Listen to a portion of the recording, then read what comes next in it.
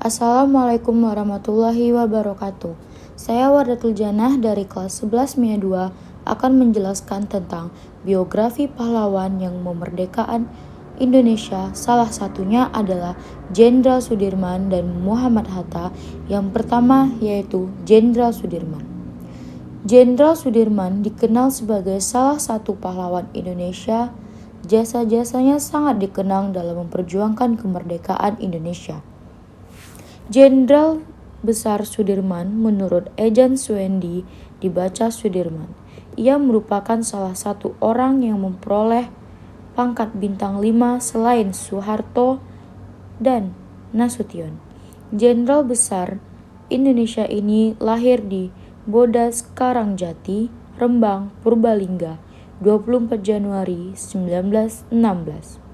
Ayahnya bernama Karsid Kartawiruraji dan ibunya bernama Siem. Namun, ia banyak tinggal bersama pamannya yang bernama Raden Cokro Sunaryo. Setelah diadopsi ketika Sudirman pindah ke Cilacap di tahun 1916, ia bergabung dengan organisasi Islam Muhammadiyah dan menjadi siswa yang rajin serta aktif dalam kegiatan ekstrakurikuler. Kemampuannya dalam memimpin dan berorganisasi, serta ketaatan dalam Islam menjadikan ia dihormati oleh masyarakat. Jenderal Sudirman merupakan salah satu tokoh besar di antara sedikit orang lainnya yang pernah dilahirkan oleh satu revolusi. Saat usianya masih 31 tahun, ia sudah menjadi seorang jenderal. Meski menderita sakit paru-paru yang parah, ia tetap bergerilya melawan Belanda. Ia berlatar belakang seorang guru Hizb Muhammadiyah di Cilacap dan giat di kepanduan Hizbul Wathan.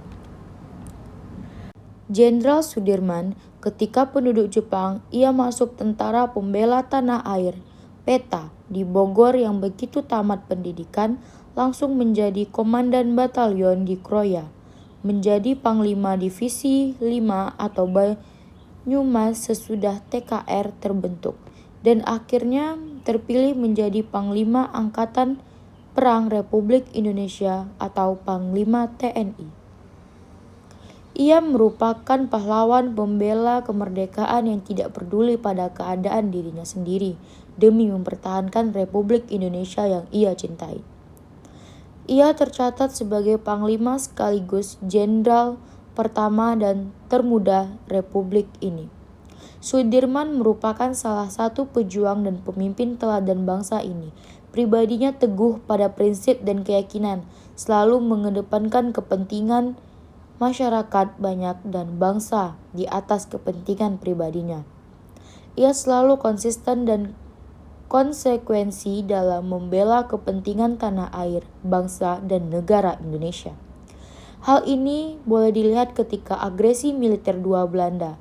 Ia dalam keadaan lemah karena sakit tetap bertekad ikut terjun bergerilya walaupun harus ditandu dalam keadaan sakit. Ia memimpin dan memberi semangat pada prajuritnya untuk melakukan perlawanan terhadap Belanda. Itulah sebab kenapa ia disebut merupakan salah satu tokoh besar yang dilahirkan oleh revolusi negeri ini. Sudirman yang dilahirkan di Bodas Karangjati, Purbalingga, 24 Januari 1916 ini memperoleh pendidikan formal dari Sekolah Taman Siswa, sebuah sekolah yang terkenal berjiwa nasional yang tinggi. Kemudian ia melanjut ke HIK, Sekolah Guru Muhammadiyah Solo, tapi tidak sampai tamat.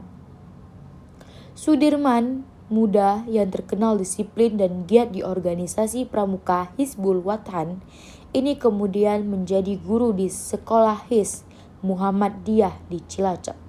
Kedisiplinan jiwa pendidik dan kepanduan itulah kemudian bekal pribadinya hingga bisa menjadi pemimpin tertinggi angkatan perang.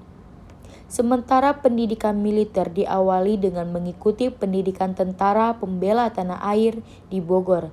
Setelah selesai pendidikan, ia diangkat menjadi komando batalion di Kroya.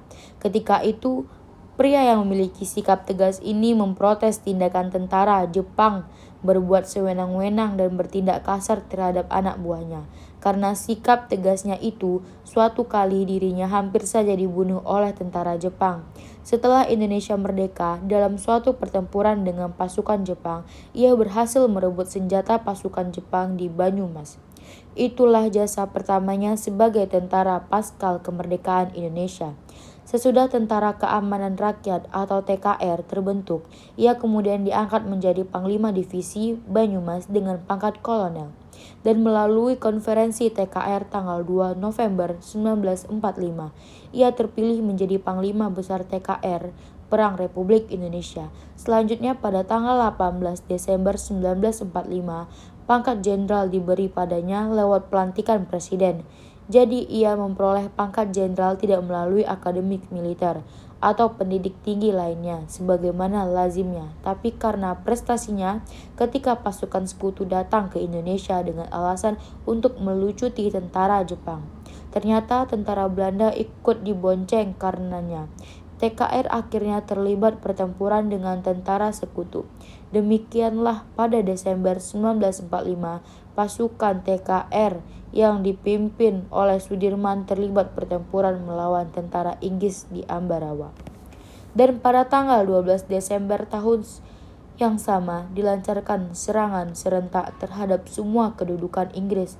Pertempuran yang berkorban selama 5 hari itu akhirnya memaksa pasukan Inggris mengundurkan diri ke Semarang.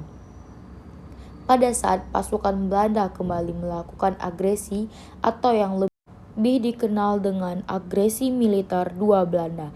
Ibu kota negara RI berada di Yogyakarta, sebab kota Jakarta sebelumnya sudah dikuasai.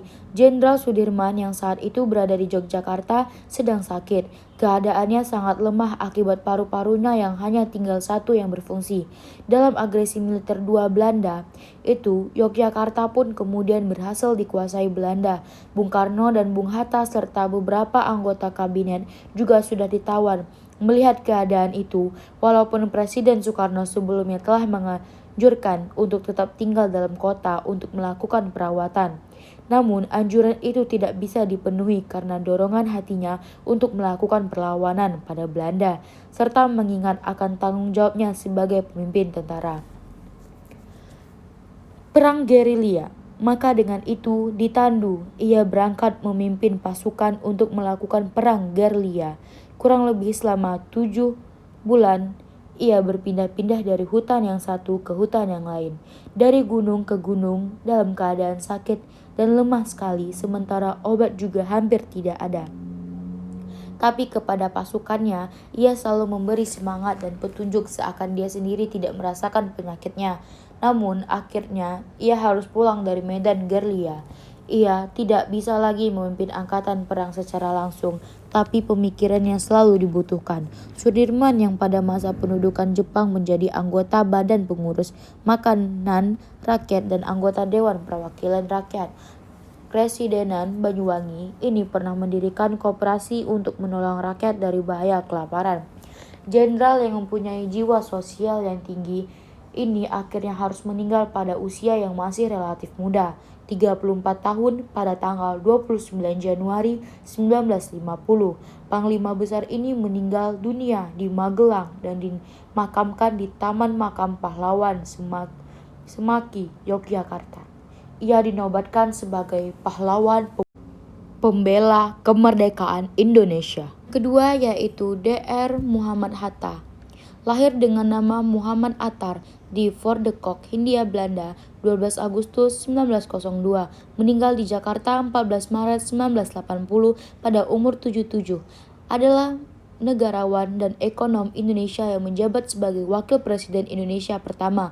Ia bersama Soekarno memainkan peranan sentral dalam perjuangan kemerdekaan Indonesia dari penjajahan Belanda sekaligus memproklamasikannya pada 17 Agustus 1945. Ia pernah menjabat sebagai Perdana Menteri dalam Kabinet Hatta. Dan pada 1956 ia mundur dari jabatan Wakil Presiden karena berselisih dengan Presiden Soekarno. Hatta dikenal akan komitmennya pada demokrasi. Ia mengeluarkan Maklumat X yang menjadi tonggak awal demokrasi Indonesia di bidang ekonomi, pemikiran dan sumbangsih terhadap perkembangan koperasi membuat ia dijuluki sebagai Bapak Koperasi. Hatta meninggal pada 1980 dan jenazahnya dimakamkan di Tanah Kusir, Jakarta. Pemerintah Indonesia menetapkan sebagai salah seorang pahlawan nasional Indonesia pada tanggal 23 Oktober 1986 melalui Kepres nomor 081 TK 1986. Namanya bersanding dengan Soekarno sebagai Dwi Tunggal dan disematkan pada Bundar Udara Soekarno-Hatta di Belanda. Namanya dibandingkan sebagai nama jalan di kawasan perumahan Zuidepolder.